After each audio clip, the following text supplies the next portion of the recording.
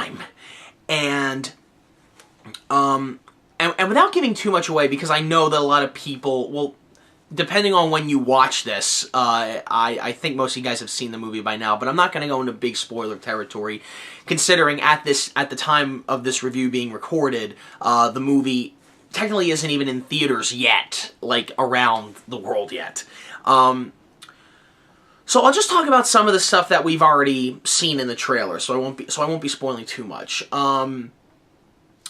My favorite scene in this movie, aside from Dom and Brian driving the Lykan Hypersport through skyscrapers in Abu Dhabi, aside from that, my favorite action scene in this film, and you all know it, it's when they're in the plane and they're skydiving with their cars out of the plane, landing on this mountain, driving, and that first full minute of that first trailer when they're hijacking the bus or the truck and the truck's going over the cliff and Paul's running up the truck in slow motion and Letty, turns the car and he, grabs it. That whole scene, I think, is maybe 15 to 20 minutes long, and it goes by like that, and every second you're just in awe. How the hell did James Wan shoot this? Not just that, this whole movie. It is insane how they shot this. It's really quite an achievement. A big achievement. Especially to have Brian O'Connor's story arc, while he was still on set, and carry that through. Like, Chris Morgan, props to Chris Morgan, because he must have rewritten this, because I know they had to rewrite the story after Paul passed away. And for whatever they rewrote, it fits. I mean, it fits. I mean, it never felt like that, oh, this came out of left field because he died. This doesn't make any sense. No, they made it work. They pulled it off. They made it fit. And I was totally in awe of how the very last scene of this movie.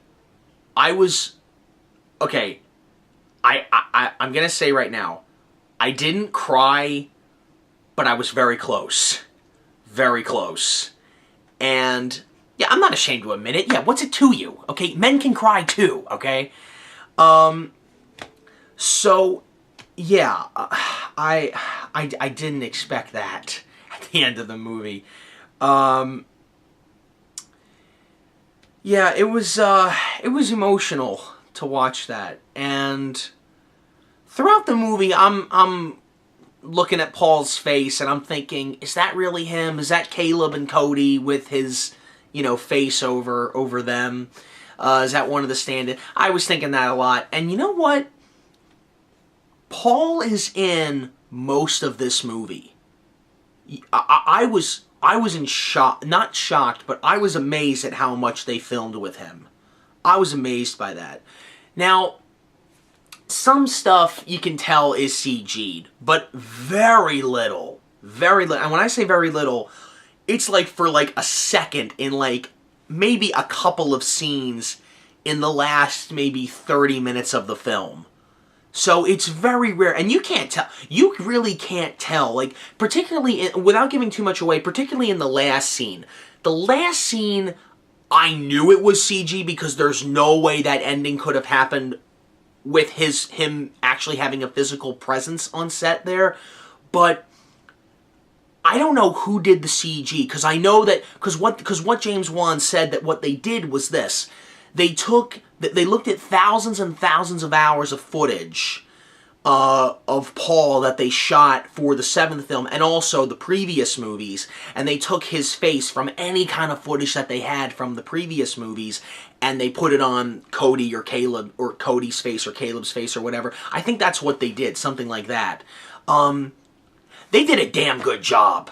Like, like, you can tell, you can kind of tell it's CG, but on the other hand, to the untrained eye, it looks like he's there. I mean, you really can't tell at times. You really can't.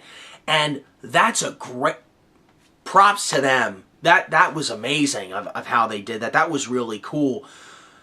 But aside from that, I really liked this movie. I actually said to one of my friends before I went into this, I said to him, I said, let's do a drinking game, because before they were showing this, they were showing Fast and Furious 6 on the IMAX theater that I went to. They were going to show the 6th one and then the 7th one for the premiere.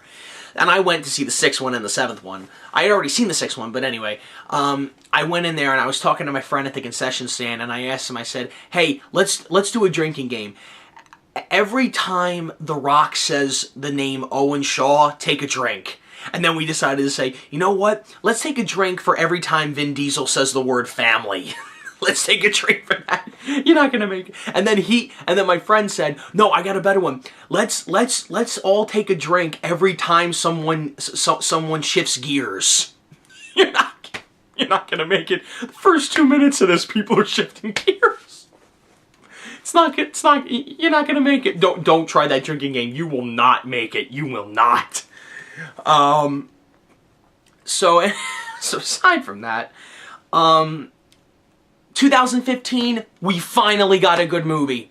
After all the bullshit that came out in January, February, and March, finally we have a good movie in April. Finally. And I'm looking forward to Tomorrowland and Jurassic World and all those other great summer blockbuster movies, because this is the beginning of the summer blockbuster year right here.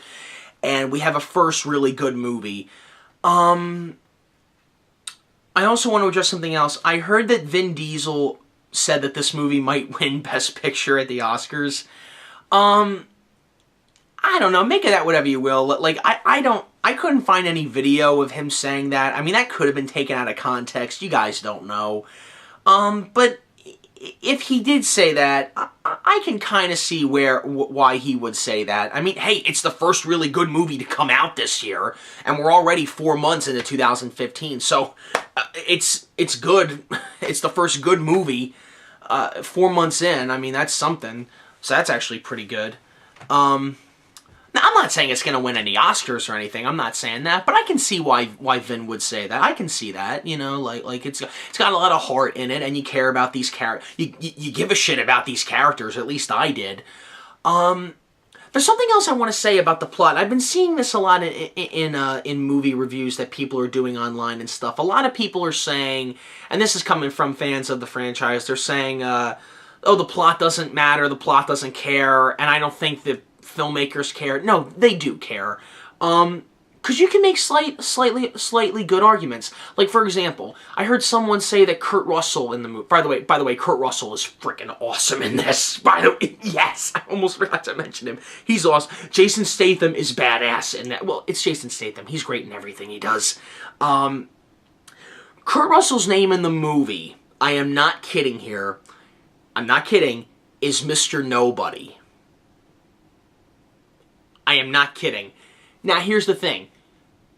People are saying that the reason he's called that is because I don't think even the filmmakers gave a shit. He's just some government official. He's every stereotype in the book. What the hell? Just call him that.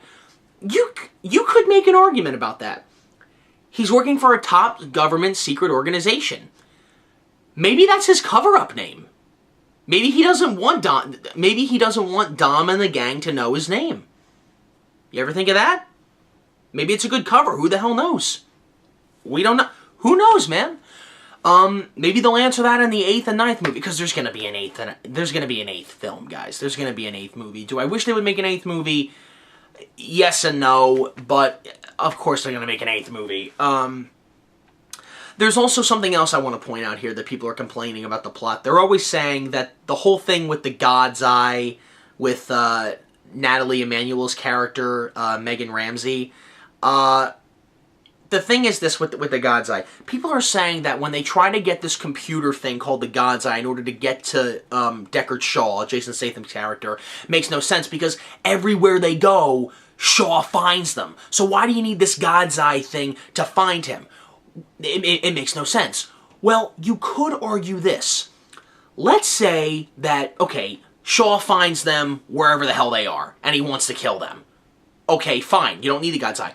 But what if they try to go after him? Because they're basically running away from him. Dom's the only one that really wants revenge and everything because of what happened to Han and what almost happened to Mia and Brian. But, and also Hobbs. But you could argue that they're using the God's Eye to find him when they are ready to go after him, so that they know where he is. I mean, like, so that they know, like, where he's coming from and stuff, like what kind of weapons he's got and everything. Because this God's Eye thing can look at everybody and anybody, and I mean anybody on the planet. So you could make the argument that they are using it to see what Jason Statham's planning before he goes over and attacks them. You know what I'm saying? So you could make that argument. So on that level, it does make sense. I know a lot of people are gonna probably dislike this because they're probably saying, AB, you're putting sense into this and you shouldn't be. Well, no, I am. I want to put sense into it because the first movie didn't, and I freaking was bored as shit by the first movie. And the second and third one I didn't see, and the fourth one was just as boring as the first one. 5, 6, and 7 are great, and Furious 7 by far was the best one. This was the best Fast and Furious movie I've ever been. Never have I smiled so hard for so long at a movie in a long time.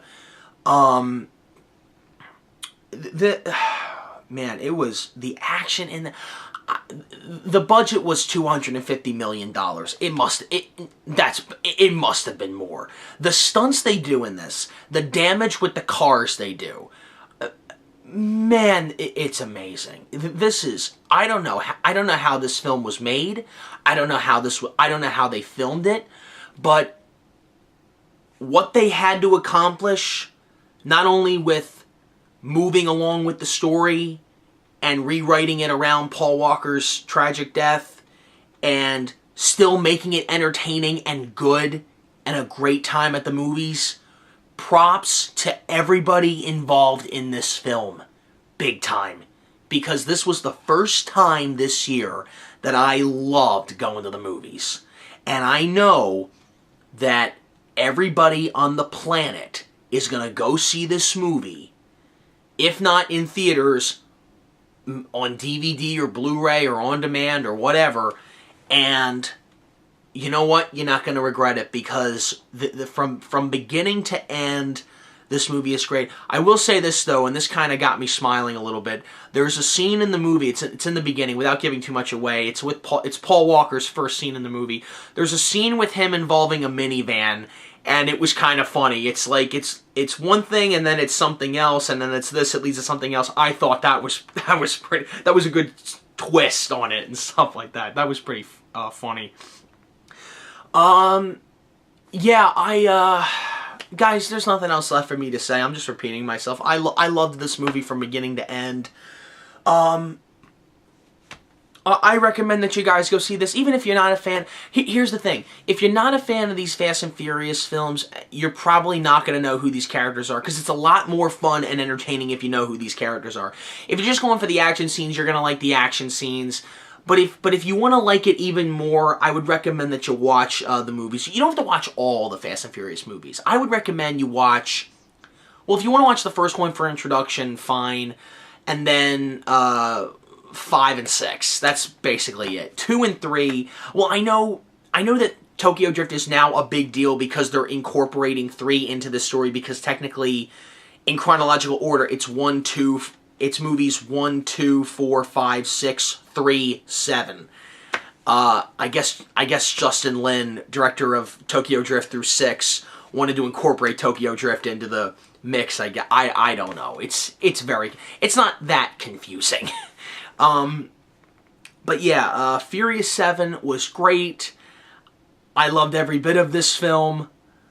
There wasn't one scene where I was checking my watch saying that I don't have, checking my cell phone to see the time, saying, oh God, when will this end? No, and for a movie that was 2.5 hours, it was the fastest 2.5 hours I've ever been, like since The Dark Knight, I think. The fastest 2.5 hours ever.